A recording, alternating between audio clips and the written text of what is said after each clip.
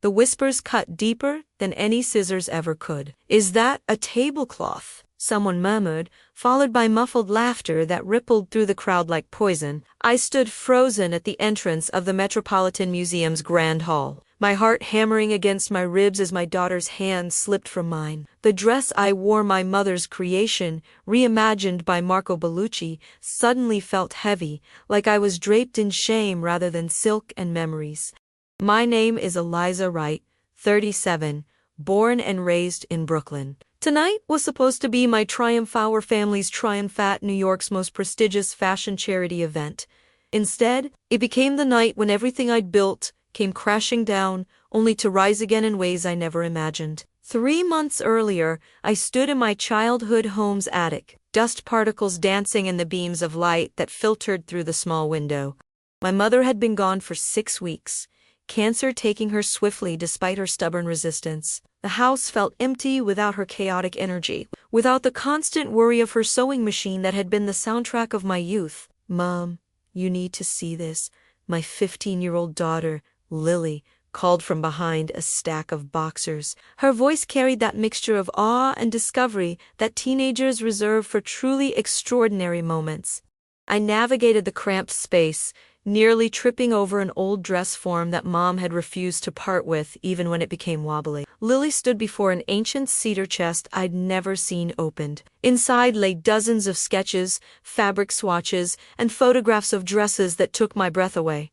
"Grandma made these," Lily whispered, holding up a sketch of a gown with architectural precision and impossible beauty. The date in the corner read 1985.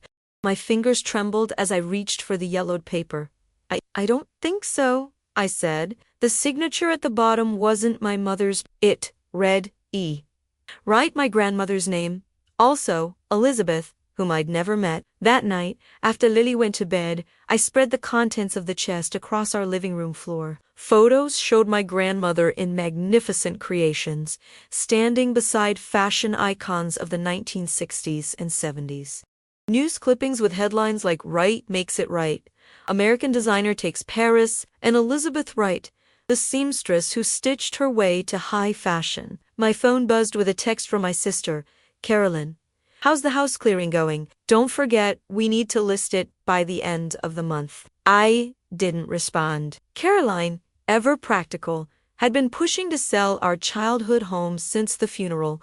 As an accountant with a corner office in Manhattan, she saw the house as an asset to liquidate. To me, it had always been more than walls and a roof. It was where Mom raised us alone after Dad left, where she taught me to sew my first uneven stitches, where she ran her modest tailoring business to put food on our table. What I couldn't understand was why Mom had never mentioned that her mother, my grandmother, had been a celebrated fashion designer. Mom had always said her parents died when she was young, that she'd been raised by an aunt who was practical about such things as dreams and nonsense. The next morning, I called in sick to my job as an administrative assistant at a corporate law firm. Instead, I drove to Sunset Park to visit Mom's closest friend, Vivian Chun, who ran a fabric store where Mom had sourced materials for decades. Vivian's shop smelled of new cotton and brewing jasmine tea. At 73, she moved with the same precise efficiency I remembered from my childhood, measuring fabric with the accuracy of a surgeon. "Eliza, darling," she said, embracing me, "you look just like her. You know, your mother at your age." I placed one of the sketches on the counter. "Did you know about this, Viv?" "About my grandmother." Vivian's expression shifted, her eyes widening slightly before settling into something like resignation.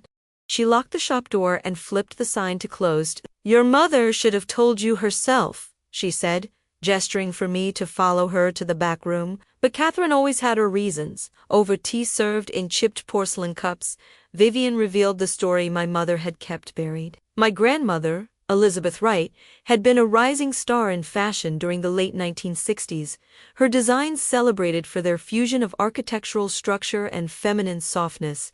She'd worked her way up from nothing. The daughter of a coal miner from Pennsylvania who'd moved to New York with nothing but determination and raw talent. She was about to launch her own line, Vivian said, when she met your grandfather at a gallery opening. Richard Kensington. The surname hit me like a physical blow. Kensington? as in Kensington Designs. The luxury fashion house was a global empire. Vivian Navic. They had a whirlwind romance. Elizabeth got pregnant with your mother. They married quickly, but the Kensington family never approved. Old money, you understand. They thought Elizabeth was after their fortune. What happened? I asked, though the knot in my stomach told me it wasn't a happy ending. When your mother was 5, there was an accident. Elizabeth was driving to a fabric supplier in a storm. The car went off the road. Vivian's voice grew soft. Richard was devastated, but his family used the opportunity. They told Catherine her mother had abandoned her, that Elizabeth had run away. They raised Catherine to believe design was frivolous, that practical careers were the only path to security. But these sketches, they're dated after the accident. Vivian smiled sadly. Elizabeth didn't die in that crash. Elisa. But Richard's family told everyone she did, including your mother. They paid Elizabeth a substantial sum to disappear, threatened to take Catherine away completely if she didn't. Elizabeth agreed on one condition, that Catherine would inherit everything when she turned 30. So, Mom knew. She found out the truth. On her 30th birthday, Catherine received a chest full of designs, photos, and a letter explaining everything. But by then, she'd internalized so much of what the Kensingtons had taught her. She'd built a life defined by practicality. She couldn't reconcile the mother she'd been told abandoned her with the woman who'd sacrificed everything to give her a secure life. I sat back, trying to process this revelation. Did my grandmother ever try to see her again? Elizabeth respected the agreement. She moved to Paris, worked anonymously for design houses there. She never stopped creating, but she never put her name on anything again. She sent me updates sometimes, asked about Catherine. Vivian reached for a small key hanging around her neck. Your mother came to me after she received the inheritance. She was pregnant with you then, had already left your father. She asked me to keep the key to the storage unit where Elizabeth's actual dresses were preserved. That evening, Vivian took me to a climate-controlled storage facility in Queens. Inside Unit E-517 hung 24 garments covered in muslin, each a testament to my grandmother's genius. Gowns that seemed to defy gravity, suits with such perfect proportions they looked like architecture, evening dresses that captured light and shadow in fabric. These have been preserved properly, Vivian said. Museum quality. Elizabeth knew textiles like no one else. I approached a dress of midnight blue silk with structural elements that created an optical illusion from one angle. It appeared to have constellations embedded in its folds. This one, Vivian said, was her masterpiece. The Starcatcher, she called it. She made it the year before the accident. I touched the fabric gently, feeling a connection to this woman I'd never known but whose blood and talent ran through me. Through Lily, too, perhaps. My daughter, who sketched constantly, who altered her thrift store clothes with an intuitive understanding of how fabric should move. Why didn't Mom ever wear these, or sell them? They must be worth millions. Probably, Vivian interjected, but Catherine couldn't bring herself to claim them as her heritage. The Kensington conditioning ran too deep. She looked at me with something like hope. But you, Elisa, you always had Elizabeth's eye. Even Catherine saw it, though she tried to steer you towards sensible pursuits. I thought of my abandoned art school applications, of Mom's insistence that I pursue business classes instead, of her paradoxical pride when I would fix Lily's dance costumes or create Halloween outfits that neighborhood parents commissioned. There's something else, Vivian said, pulling an envelope from her purse. Catherine gave me this before she died. Said, if you ever discovered the truth, I should give it to you. The letter inside was written in my mother's precise handwriting. My dearest Eliza, if you're reading this, I'm gone, and you've found your grandmother's legacy. I was wrong to keep it from you. Fear made me a coward, fear that you'd make the same mistakes as Elizabeth, choosing passion over security, fear that the Kensingtons would somehow reappear and take you away too. But, in my final days, I've realized my greatest mistake was not recognizing that Elizabeth's choice wasn't a mistake at all. She created beauty. She lived authentically, and when forced to choose, she sacrificed her career and identity for me. The Kensington family fashion house has thrived for decades on stolen designs, your grandmother's designs. Richard's brother took her sketchbooks during the settlement and built their most successful collections on her vision. The Metropolitan Museum is hosting their annual fashion charity event in 3 months. The theme is American Design Renaissance. The Kensingtons will be the guests of honor, celebrating their visionary contribution to American fashion. It's time for the truth, Eliza. It's time for Elizabeth Wright to reclaim her legacy. With love and regret, Mom. I read the letter 3 times, my hands shaking harder with each reading. Beside me, Vivian waited patiently. The Kensingtons stole her work, I finally said, the words tasting bitter. They built an empire on my grandmother's talent. Yes, Vivian said simply. Catherine discovered this about 10 years ago. She found some of Elizabeth's original sketches that exactly matched Kensington runway pieces from the 1970s and 80s. The charity event Mom mentioned, it's in 2 months.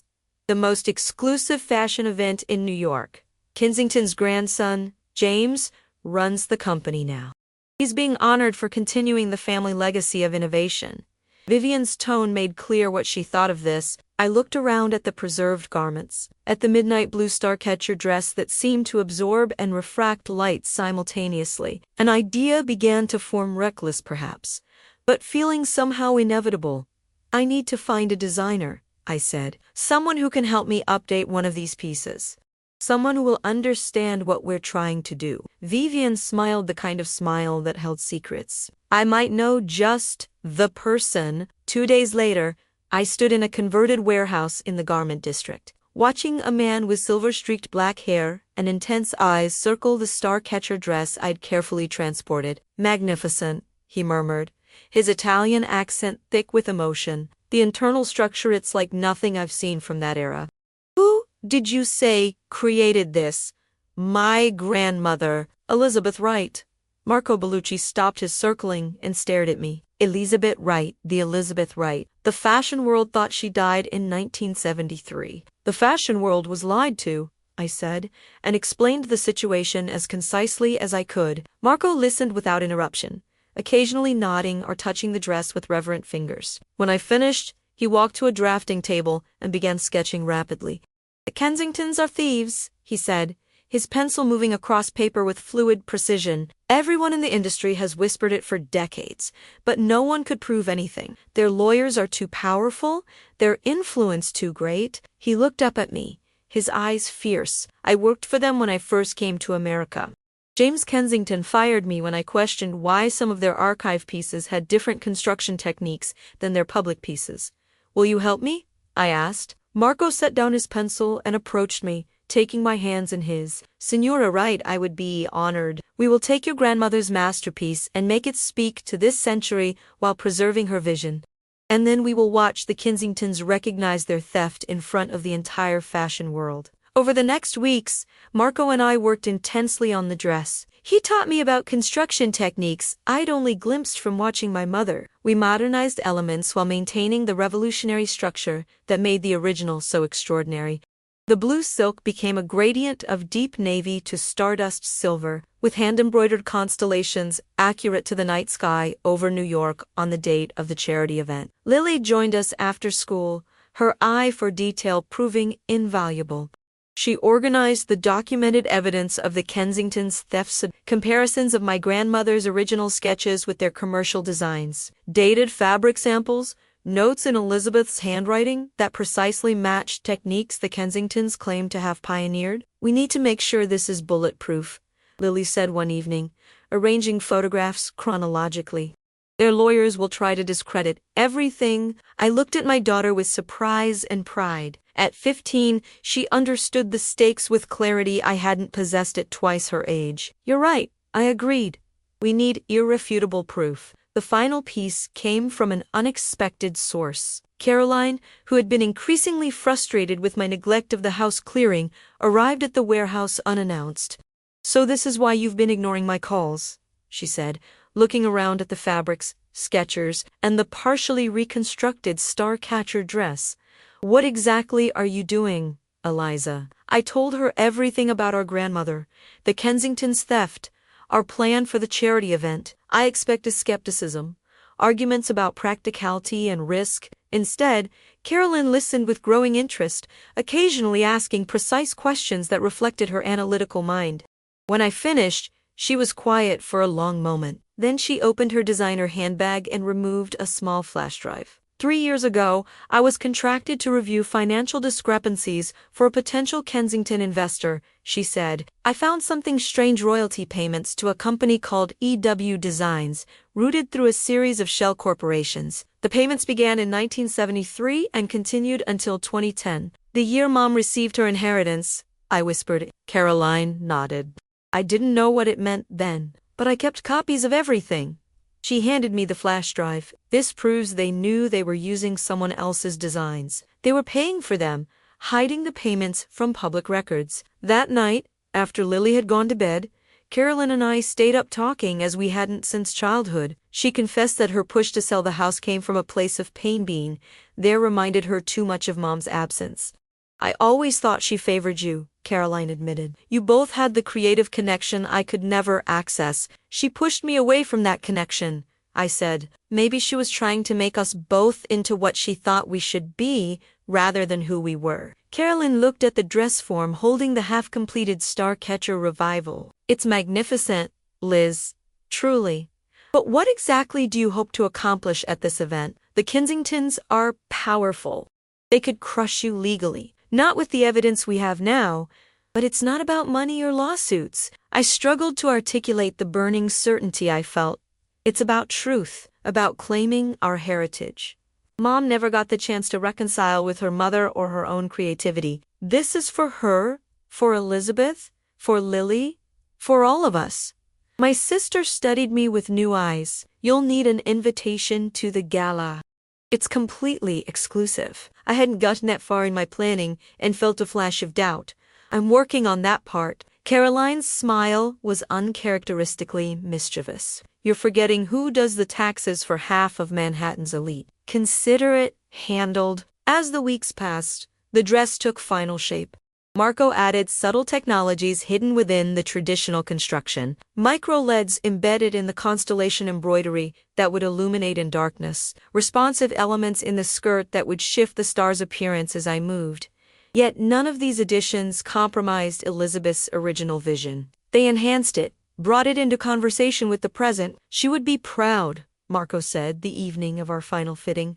You wear it as if it were created for you. I stood before the mirror, barely recognizing myself. The dress transformed me not into someone else, but into the most authentic version of myself. It represented everything: my grandmother's genius, my mother's complicated love, my daughter's future, my own delayed embrace of creativity. Are you ready for tomorrow? Marco asked, making a final adjustment to the shoulder construction. No, I admitted, but I'm going anyway. That night, I couldn't sleep. I went to Lily's room and found her awake too, sketching by lamplight. What if it goes wrong? She asked without looking up. What if they just laugh at us? I sat beside her, noting how her sketch captured the Starcatcher's essence, while taking it in a new direction. Then we'll have tried. We'll know we stood up for Elizabeth's legacy. Lily nodded, but her expression remained troubled. Dad called today. He's in town and wants to meet for lunch next week. My ex-husband, David, had moved to Chicago 5 years ago with his new wife. His visits to Lily had grown increasingly sporadic. How do you feel about that? I asked carefully. She shrugged with studied casualness that didn't mask her hurt. He said he has big news. Probably another baby with Stephanie. I put my arm around her shoulders. Whatever happens tomorrow, whatever your dad's news is, Hugh and I are a team. Lil. That doesn't change. She leaned against me. I know, Mom. After a pause, she added, Grandma would be really proud of you, of us.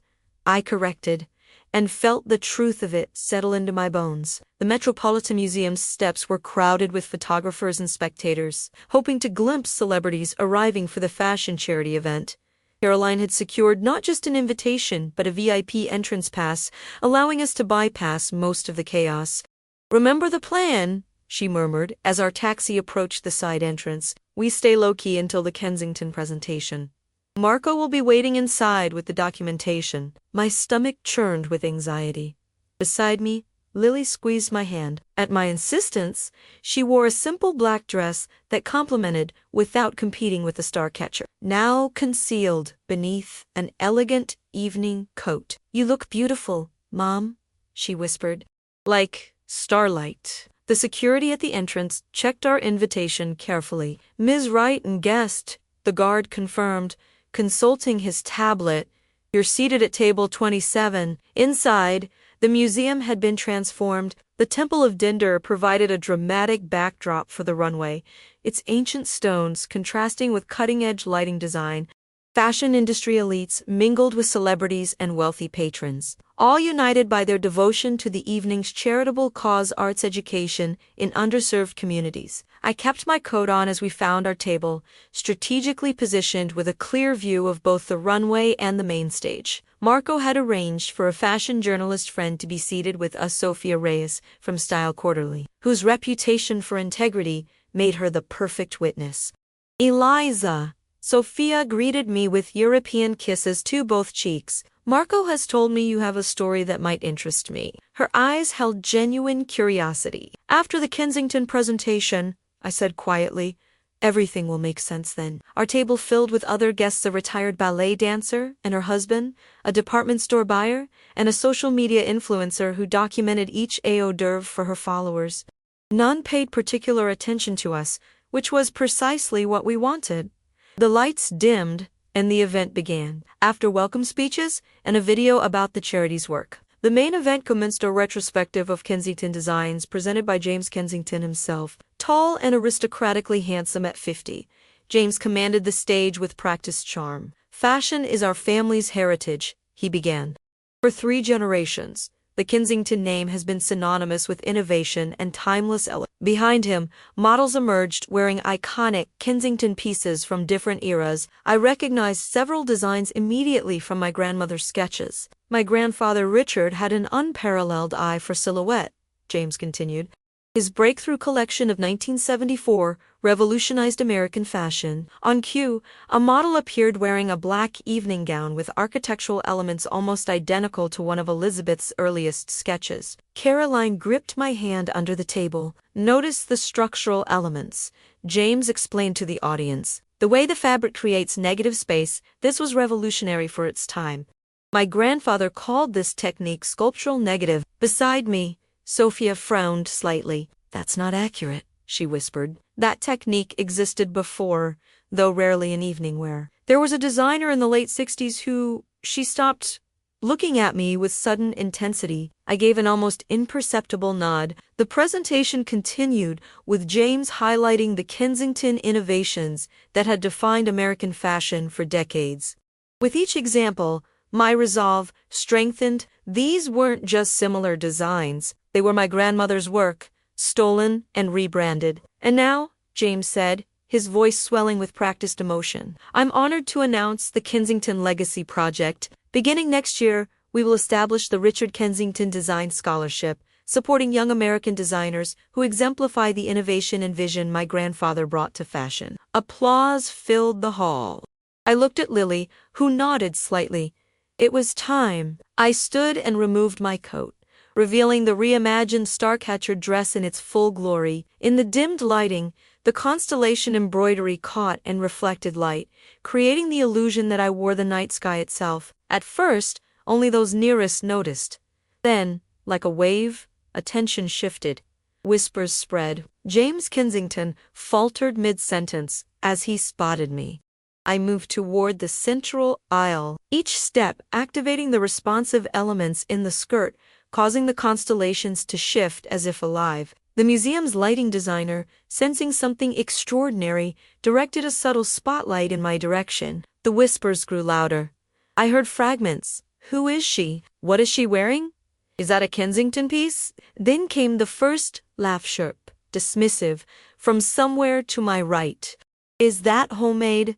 someone asked, loudly enough to be heard. More laughter followed, uncomfortable and uncertain. James recovered his composure. "It seems we have an unexpected addition to our evening," he said smoothly, though perhaps not quite up to Kensington standards. Maury laughter, more confident now with his permission. I continued walking, focusing on the weight of 3 generations of Wright women propelling me forward. Sophia Reyes stood suddenly.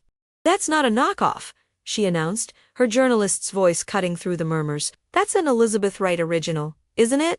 The name sent a shock through the room. James Kensington's expression flickered between confusion and alarm. I reached the edge of the stage. "This dress is called the Star Catcher," I said, my voice stronger than I'd expected. "It was designed by Elizabeth Wright in 1972. My grandmother." Security guards moved uncertainly at the edges of the room.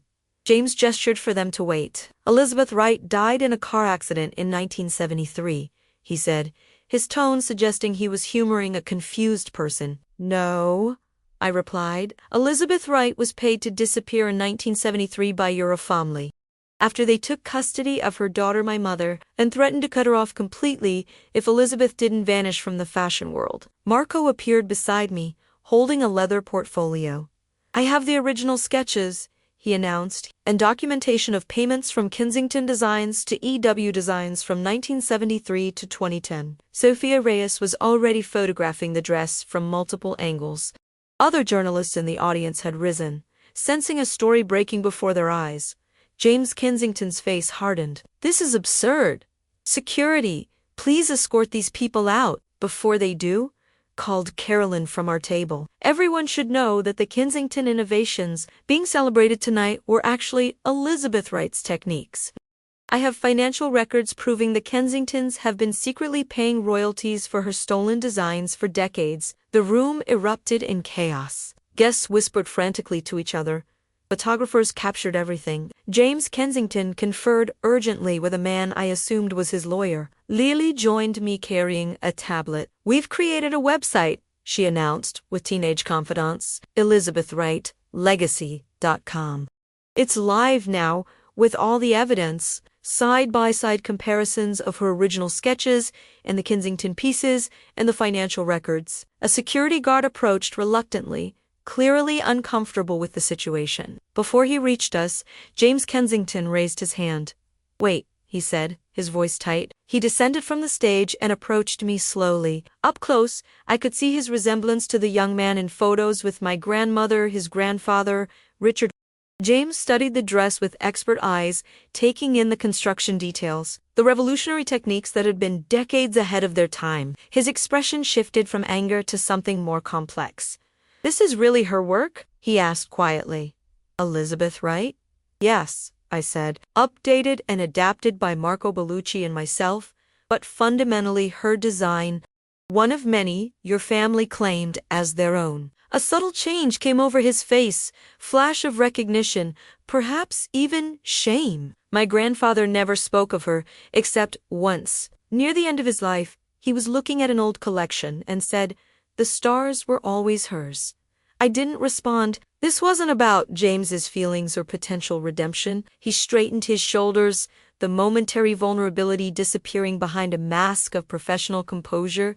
"Ladies and gentlemen," he addressed the room, "it seems we have some conflicting claims about design provenance that need to be investigated. In the spirit of transparency, we'll be postponing tonight's announcement until these matters can be properly reviewed." It wasn't an admission, but it wasn't a denial either. Around us, the crowd buzzed with speculation. Sophia Reyes was already typing notes into her phone, while other journalists pressed forward with questions. "Is it true that Kensington's paid Elizabeth Wright for decades? Did Richard Kensington steal his wife's designs? Why did Elizabeth Wright disappear from fashion?" James held up his hands. "No further comments tonight. Kensington Designs will issue a statement tomorrow." He looked at me with a mixture of calculation and grudging respect. "I'd like to speak with you privately, Ms. Wright." "Anything you have to say can be said through our attorneys," Carolyn interjected, stepping protectively to my side. The event organizers were desperately trying to regain control, announcing that dinner would be served and the runway show would continue with contemporary designers. But the damage was done. The narrative of the evening had irrevocably shifted. As we were escorted to a private anteroom, away from the main event, I caught glimpses of the reactions around us. Some faces showed shock, others calculation, still others a kind of vindicated satisfaction people, who had perhaps long suspected the Kensington's secret. The most surprising reaction came from an elegant older woman who stopped me with a gentle touch to my arm. "I knew Elizabeth," she said, her eyes bright with unshed tears. "We worked together at Bergdorf's before she was discovered. That dress sits unmistakably hers. No one else ever understood structure that way." She pressed something into my hand, a business card. "Diana Vreeland showed her work in '69. I have photographs, letters. Call me." In the anteroom, security guards waited outside while James Kensington's lawyer attempted to negotiate. He offered a private settlement, immediate financial compensation, even a collaborative retelling of the Kensington design history that would incorporate Elizabeth Wright's contributions.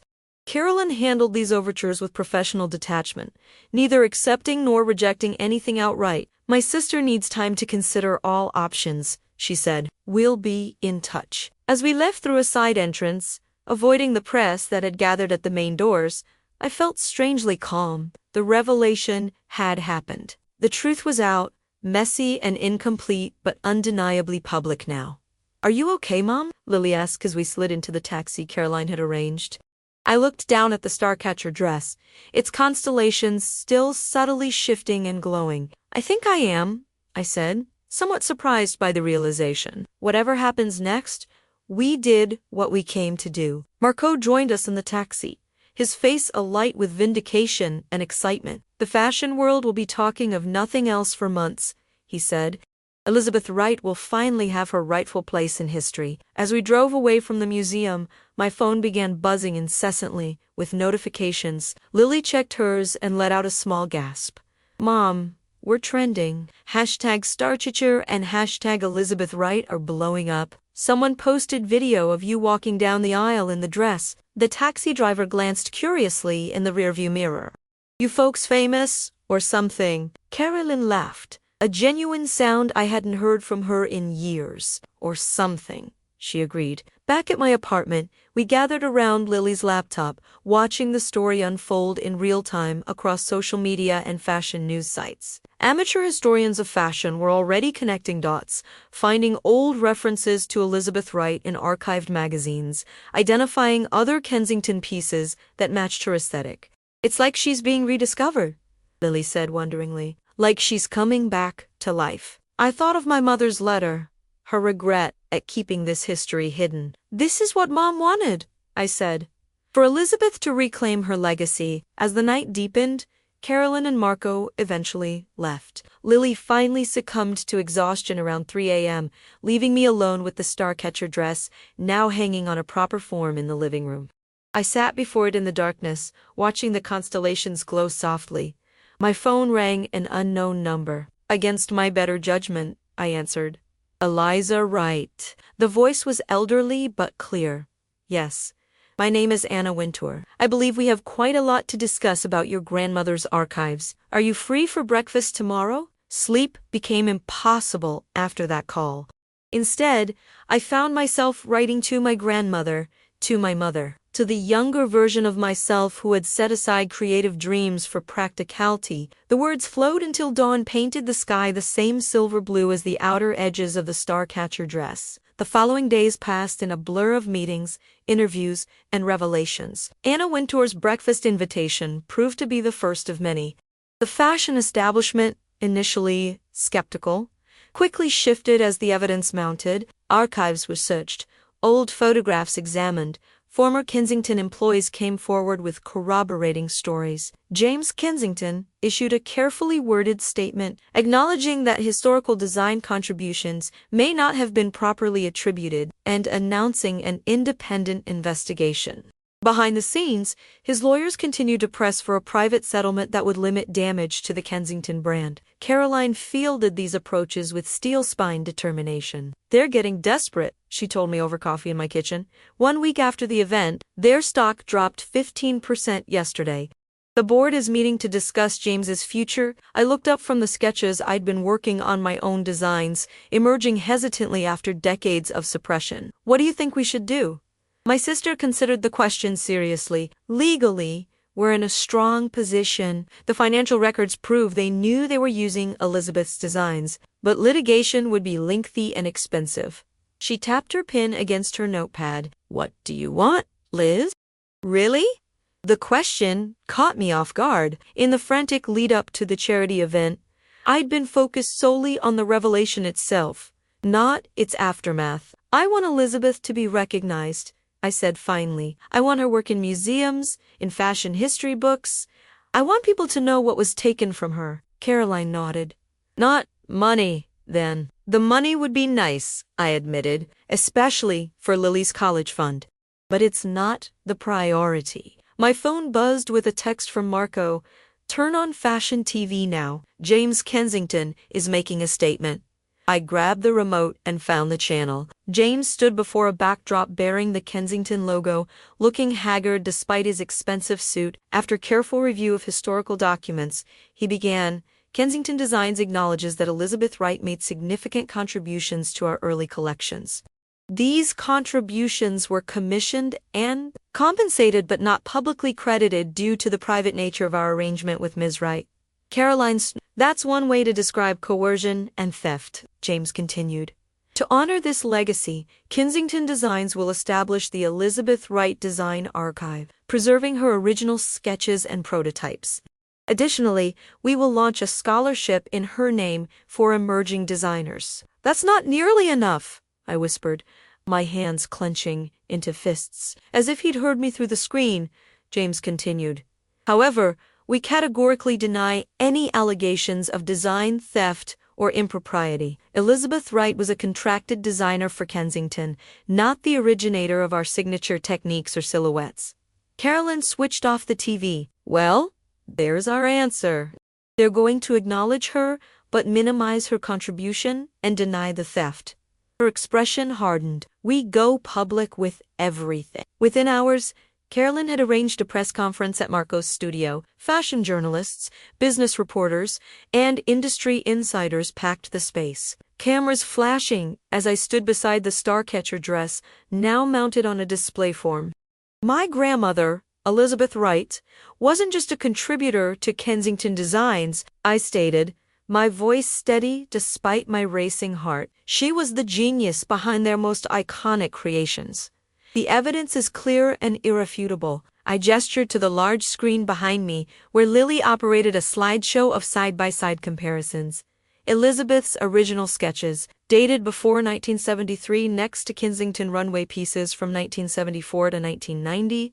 The Kensingtons didn't just fail to credit her, they actively erased her from fashion history, forced her into obscurity, and built their empire on her vision. Caroline stepped forward with the financial documents. These records show decades of hidden payments, not contracted design fees, but royalties disguised through shell companies. The Kensingtons knew exactly what they were doing. Questions erupted from the journalists. We answered as transparently as possible, directing them to the website Lily had created, which now included testimonials from former fashion industry professionals who remembered Elizabeth's early work. That evening, as we sat exhausted in my living room watching the press conference replay on fashion news channels, an unexpected visitor arrived. The doorman called up, "Ms. Wright, there's a Mr. Kensington here to see you." James Kensington. I looked at Caroline, who raised her eyebrows in surprise. "Your call?" she said. Curiosity won out. "Send him up," I told the doorman. James Kensington looked different in person, without the armor of a press conference or charity galolder, more vulnerable. He stood awkwardly in my modest apartment, his gaze immediately drawn to the starcatcher dress. "May I?" he asked, gesturing toward it. I nodded, watching as he approached the garment with professional assessment, examining the construction with genuine appreciation. "The internal architecture is extraordinary," he said quietly. "We never could quite replicate it, even with her notes. My grandfather used to say, no one understood how fabric wanted to move like Elizabeth did." The admission hung in the air between us. "Why are you here, Mr. Kensington?" Caroline asked, her tone coolly professional. "He turned from the dress to make you an offer directly, without lawyers or press releases."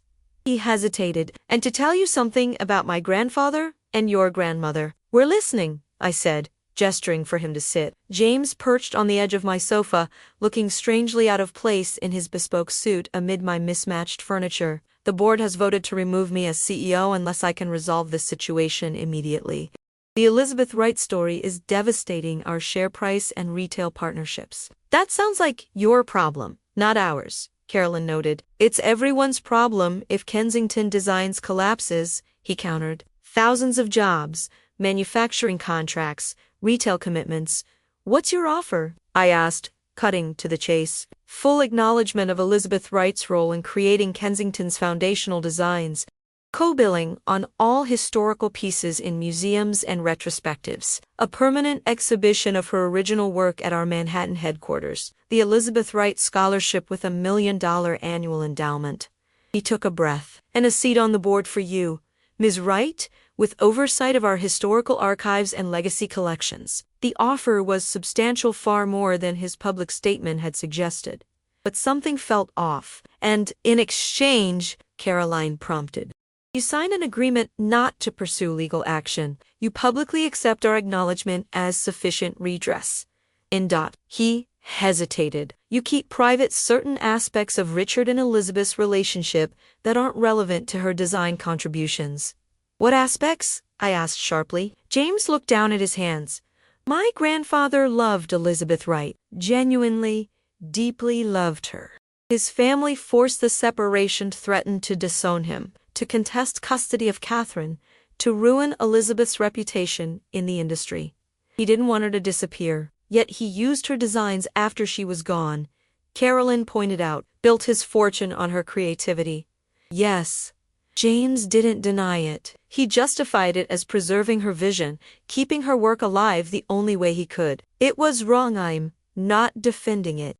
But there was love there, complicated by privilege and power and family expectations. I thought of my mother, raised to reject creativity, taught that security mattered above all else, of my own delayed embrace of design, of Lily, now free to pursue her talent without those generational shadows. Why should we keep this private? I asked. If it's true, because it doesn't change what happened to Elizabeth's legacy. It just complicates the narrative with messy human emotions. James looked directly at me, and because my grandfather left something for Catherine that was never delivered, something I only discovered last week in our family vault. From his briefcase, he withdrew a small leather box. Inside lay a velvet pouch containing a ringa constellation of tiny diamonds set in a pattern I recognized immediately from the starcatcher dress. He had this made for Elizabeth from her design sketches, James explained. After the accident, when everyone thought she was dead, he kept it, left instructions it should go to Catherine on her 30th birthday, along with a letter explaining everything. My grandmother intercepted both. I held the ring, watching how the diamonds caught the light just as the constellations on the dress did.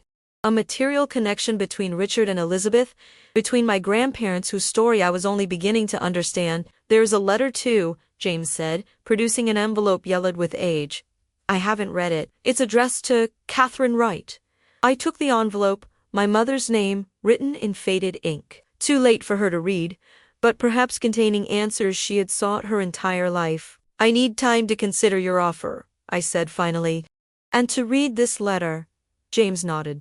I understand. He stood to leave, then paused. For what it's worth, I truly didn't know the full story until now. My father kept Richard's secrets, and I inherited a sanitized version of our design history. He looked again at the starcatcher dress. Her work was revolutionary.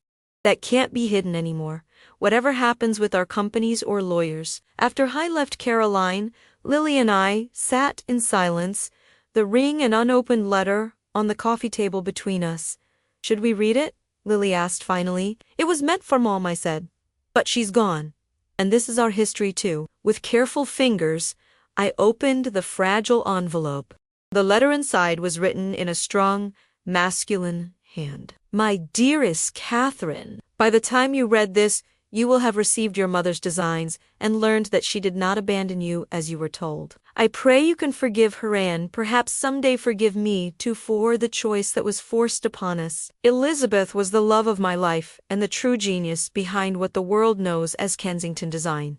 My family threatened to take you from both of us unless she disappeared completely from our lives and from fashion. She agreed only to protect you, extracting from me a promise that you would know the truth when you were old enough to understand. I have honored our financial agreement, sending payments for her work through channels my family cannot trace.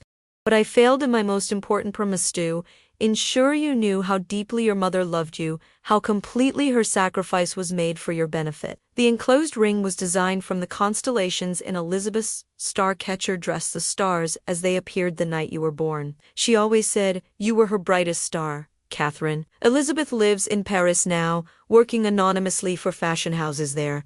I've respected her wish for complete separation, but I've followed her life from afar. She has never stopped creating beauty, though she no longer receives credit for it. The Kensington Design legacy rightfully belongs to Elizabeth Wright. Someday, I hope the world will know this truth. Until then, I entrust it to you, along with my deepest regrets and enduring love for both you and your mother, your father, Richard. Tears blurred my vision as I finished reading. My mother had never received this letter, never known her father's remorse or her mother's continued existence. She had lived and died believing herself abandoned, never reconciling with either parent. "Oh, Mom," I whispered, "you never knew." Lily took my hand. "But we know now. We can make it right." Carolyn was already on her phone, typing rapidly. "I'm checking flight records, residence permits. If Elizabeth Wright moved to Paris in 1973, there might be she could still be alive. Liz." The possibility hit me with physical force. My grandmother, the genius behind the star catcher, the woman whose creative legacy flowed through my veins and into Lily's, might still be living. "We need to find her," I said, certainty replacing shock, "before we make any decisions about James's offer." That night, I slept with Richard's letter and the star ring beside my bed. I dreamed of constellations shifting across dark fabric, of a woman whose face I couldn't see but whose hands moved with confidence and vision across a drawing board. In the morning, we began our search. Caroline's financial expertise proved invaluable, tracing the payment records backward to identify the Paris bank that had received the Kensington funds. Marco activated his fashion industry connections, discreetly inquiring about American designers who had worked anonymously in Parisian houses during the 1970s and 80s. 3 days later, we had an address and apartment in the Marais district and a name, Elizabeth Renaud, a naturalized French citizen originally from the United States, who had worked as a design consultant for several major fashion houses before retiring in 2005. "It has to be her," I said, looking at the sparse details Caroline had assembled. "The timeline matches perfectly." "What now?" Lily asked. "Do we call? Right?" I thought of all the years lost, the connections broken, the truth hidden. "No. We go to Paris." Caroline arranged everything with her typical efficiency: flights, accommodations, a translator if needed. Marco insisted on coming, both as moral support and to witness what he called the completion of fashion history's greatest untold story. Before we left, I called James Kensington. "We need more time," I told him. "There's something we have to do before we can respond to your offer. The board is pressing for resolution," he warned. "I can't hold them off indefinitely." "1 week," I promised. "We'll have an answer in 1 week." 48 hours later, we stood in a quiet Parisian street before a cream-colored building with wrought iron balconies. According to Caroline's research, Elizabeth Renaud, potentially, my grandmother, lived in an apartment on the 3rd floor. "Are you ready?" Marco asked gently as I hesitated before the entrance. No, I wasn't ready. How could anyone be ready to meet a grandmother who had disappeared before their birth, whose genius had shaped fashion history from the shadows, whose absence had defined 3 generations of women in my family? But I nodded anyway and pressed the intercom button. After a moment, a woman's voice answered in French. Our translator, Monique, spoke briefly, explaining we were Americans hoping to speak with Madame Renaud about her design work. There was a pause, then the buzzer sounded, allowing us entry. The elevator was an antique cage of metalwork that creaked its way upward. At the 3rd floor, a door stood ajar, light spilling into the hallway. I stepped forward alone, some instinct telling me this first meeting should be between just the two of us. The woman who waited in the doorway was in her early 80s, slim and elegant in simple black pants and a white silk blouse that I immediately recognized as expertly constructed. Her silver hair was pulled back in a chignon, and behind rimless glasses, her eyes the same grablu as my mother's, as mine widened as she took in my appearance. "Catherine," she whispered, one hand going to her throat. "I'm Elizabeth," I said softly. "Elizabeth Wright. Catherine's daughter." She swayed slightly, and I moved forward instinctively to steady her. Her hand gripped mine with surprising strength. "Elizabeth?" she repeated. "She named you for me, yes?" Her eyes filled with tears. "Is Catherine?" "She passed away 2 months ago," I said gently. "I'm sorry." Elizabeth Kenochi Elizabeth Wright closed her eyes briefly, absorbing the blow. Then she straightened her shoulders in a gesture so familiar it took my breath away. I had seen my mother make that exact movement 1,000 times, had found myself doing it unconsciously. "Please," she said, her American accent emerging through decades of French living, "come inside. All of you." The apartment was modest, but exquisite, every piece chosen with an artist's eye for form and function. One wall was entirely covered with bookshelves holding volumes on design, art, architecture, and astronomy. Another displayed framed fashion illustrations, none signed but all bearing the unmistakable style I had come to recognize as Elizabeth Wright's. "You found me," she said, not a question but a statement of wonder as we settled in her living room. "After all this time, we found your designs first," I explained, "in Mom's attic. And then we discovered what the Kensingtons had done." Elizabeth nodded slowly. "Richard promised Catherine would receive my work when she turned 30. "Did she?" The question hung incomplete. "She kept everything," I assured her. "But she struggled to reconcile what she'd been told about you with the truth. She never reached out." A shadow of old pain crossed Elizabeth's face. "They told her I abandoned her, that I chose fashion over motherhood." "We know that's not true," I said firmly. "We found Richard's letter, the one meant for Mom that she never received. We know you sacrificed everything to protect her." Elizabeth's gaze shifted to Lily, who had been watching our exchange with quiet intensity. "And who is this young lady?" "My daughter, Lily. Your great-granddaughter." Something seemed to settle in Elizabeth Venna, completion of the circle, perhaps, or the healing of a wound so old it had become part of her identity. She reached for Lily's hand. "You have the right eyes," she said softly. "And something else I recognize, or a designer, aren't you?" Lily nodded, suddenly shy. "I want to be." "She has your gift," I confirmed. "We all do, in different ways, but none of us knew where it came from until recently." Over the next hours, we shared our stories. I told Elizabeth about the star-catcher dress, our confrontation at the charity event, James Kensington's offer. Marco showed her photographs of the modernized dress on his tablet, explaining how we had maintained her original structural innovations while updating the execution. Elizabeth listened with evident emotion, occasionally asking precise questions that revealed her designer's mind still working at full capacity despite her age. When Marco described the internal construction of the updated starcatcher, she corrected him on a technical detail so obscure that he blinked in surprise before breaking into delighted laughter. "You truly are Elizabeth Wright," he said with reverence. No one else would have caught that. As evening approached, Carolyn and Marco tactfully suggested taking Lily for dinner nearby, leaving me alone with my grandmother. In their absence, Elizabeth rose and led me to a room I hadn't yet seen, a small studio space with north-facing windows, a drafting table, and walls covered with sketches and fabrics. "I never stopped designing," she said, touching a half-completed sketch of a jacket with an innovative collar treatment. "Even when I couldn't claim my work, I couldn't stop creating." "The Kensingtons want to acknowledge you now," I told her. "Establish an archive, a scholarship in your name. But they're still controlling the narrative." Elizabeth's smile held decades of wisdom and resignation. "Of course they are. The Kensingtons always protected the Kensington name above all else. What should we do?" I asked directly. "Accept their offer. Fight them in court. The decision affects your legacy most of all." She considered the question, moving to a cabinet from which she withdrew a portfolio bound in blue leather.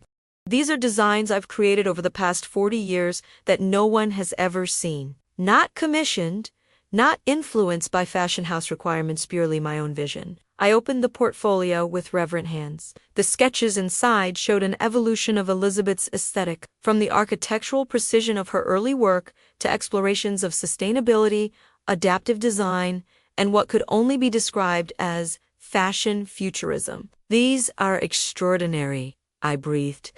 "Decades ahead of their time." As the star catcher was, she agreed. "That's what Richard saw in my work, not just beauty or technical skill, but vision." She sat beside me, her posture still perfect despite her years. "The Kensingtons can acknowledge the past, Elisa. They can't own the future." Understanding dawned. "You want to launch your own line." Now, at 8, her eyes sparkled with the same determination I'd seen in the mirror my whole life. "With my granddaughter and great-granddaughter, 3 generations of Wright women reclaiming our creative heritage." The audacity of it took my breath away. The fashion world is brutal. Starting a new label requires enormous capital, connections, which you now have, Elizabeth pointed out. "Your story has captured global attention. Marco Bellucci supports you. Anna Wintour called you personally." She smiled. "And I suspect I still remember a few things about design that might be useful." I laughed, feeling a surge of possibility. We'd need to counter James's offer with our own terms. Precisely. They acknowledge the past, publicly, completely, on our terms. In exchange, we don't pursue damages that could destroy the company. Elizabeth's expression turned reflective. "Despite everything, I wouldn't want to see Richard's legacy completely dismantled. There were real people, real jobs at stake, and there was love there. Once, we talked until midnight, sketching out not just a business plan but a vision. Wright Designs, built on Elizabeth's historical work but looking firmly toward the future. Lily would study design formally while apprenticing with Elizabeth and Marco. I would bridge the business and creative sides, applying my organizational skills while developing my own suppressed design talent." When Carolini, Marco, and Lily returned, we presented our counter-proposal. Caroline immediately began calculating numbers, identifying potential investors, outlining legal protections. Marco volunteered his studio space for initial operations and his industry connections for manufacturing. Lily's contribution was the most unexpected. From her ever-present sketchbook, she produced a design that merged elements from the Starcatcher with contemporary street jacket that incorporated the constellation pattern in a way that appealed to her generation while honoring Elizabeth's technical innovations. "Our first piece," she said simply. Elizabeth studied it with professional assessment, making a small adjustment to the shoulder construction. "Perfect," she pronounced.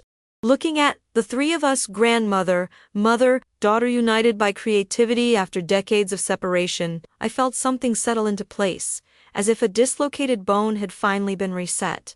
"So we're really doing this?" I asked, seeking final confirmation. Elizabeth took my hand, her artist's fingers still strong despite their delicate appearance. "It's time for the right women to reclaim our stars," she said. James Kensington's face revealed nothing as he reviewed our counterproposal. Seated at a conference table in his attorney's Manhattan office, Caroline sat beside me, while Marco and Lily waited in an adjoining room. Elizabeth had remained in Paris, her health not permitting immediate travel, but she was connected via video call on a tablet propped on the table. "These terms are unexpected," James said finally, "but not unreasonable," Caroline countered smoothly. "Kensington Designs publicly acknowledges Elizabeth Wright as the originator of your foundational techniques and silhouettes. You establish the archive and scholarship as offered. In exchange, we waive all claims for financial damages and launch a competing design house," James noted dryly. "Wright Designs will focus on forward-looking concepts, not historical reproductions," I clarified. "We're not interested in competing with Kensington's established markets." James's attorney leaned over to whisper something, but he waved the man off. "The board will never agree to facilitate the creation of a competitor, regardless of market focus." "They might, when they consider the alternative," Caroline said. "A public lawsuit detailing decades of intellectual property theft with evidence that will devastate your brand credibility." Elizabeth's voice came clearly through the tablet. "I don't want to destroy what Richard built, James. But I won't remain hidden any longer. 3 generations of Wright women have paid the price for your family's deception. Something in her tone, perhaps the lack of bitterness, the simple statement of truth seemed to reach him. He studied her face on the screen, this woman who had loved his grandfather, whose genius had built his family fortune from the shadows. What about the narrative around their relationship? He asked. Our previous discussion. We won't publicize the personal aspects, I assured him. This isn't about scandal or revenge.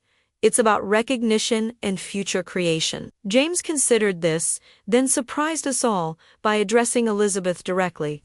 Would you be willing to meet with me in Paris, Mrs. Wright? Before I take this to the board, there are things about my grandfather I think you should know, and questions only you can answer. Elizabeth's expression softened slightly. I would welcome that.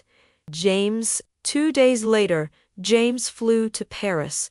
Whatever was said in that meeting between Elizabeth Wright and Richard Kensington's grandson remained private between them.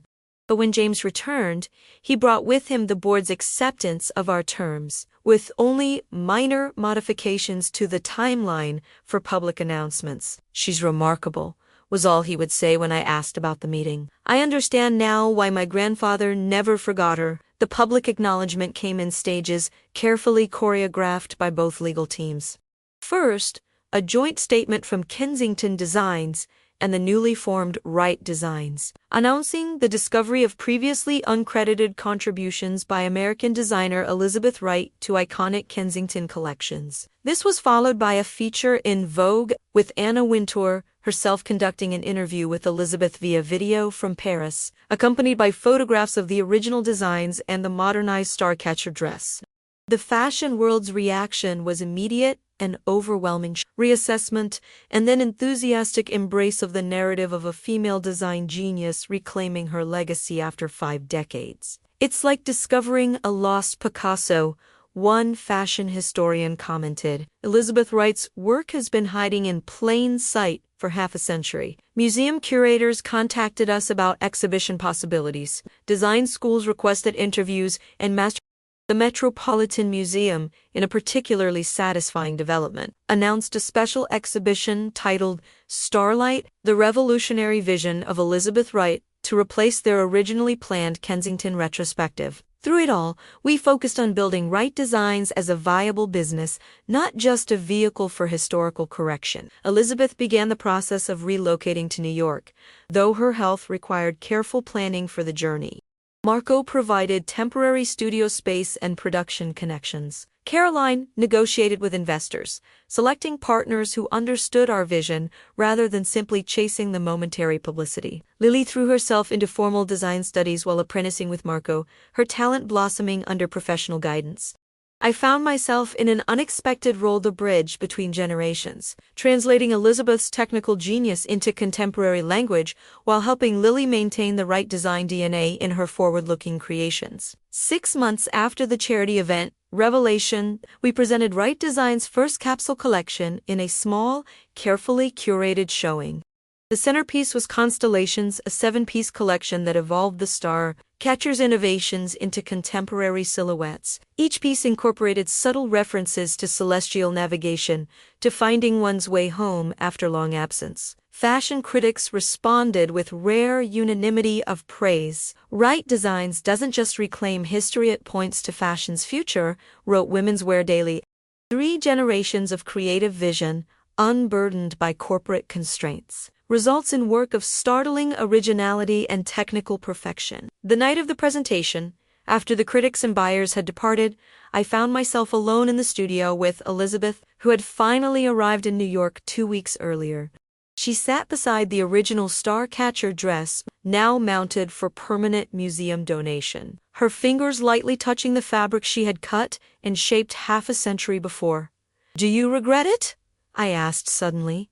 The years of anonymity, the recognition that came too late for Mom to see. Elizabeth considered the question with the thoughtfulness that characterized her approach to everything. "I regret not knowing Catherine as an adult," she said finally.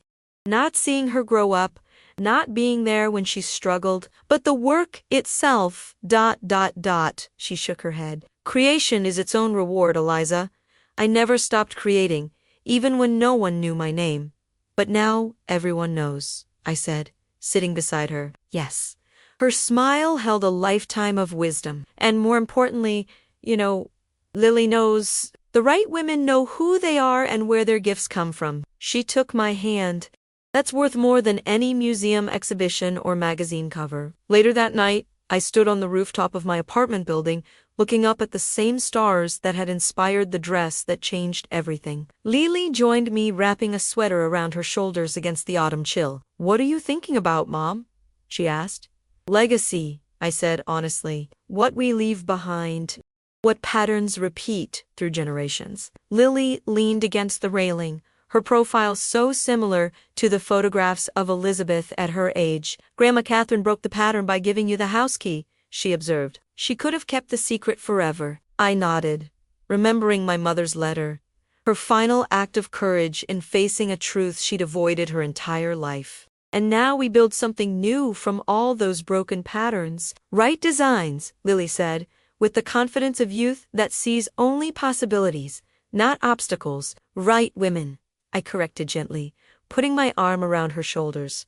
Above us, the constellations shifted imperceptibly in their ancient patterns, constant yet ever-changing with perspective, like the legacy of creativity now flowing freely through our family line. No longer hidden, no longer denied, but shining clearly for all to see. The dress they had laughed at truly was a masterpiece, not just of fabric and construction, but of truth and reclamation. Their laughter had transformed into recognition and ultimately into redemption. Not just for a dress or a designer, but for 3 generations of women finding their way back to themselves and to each other, guided by the stars.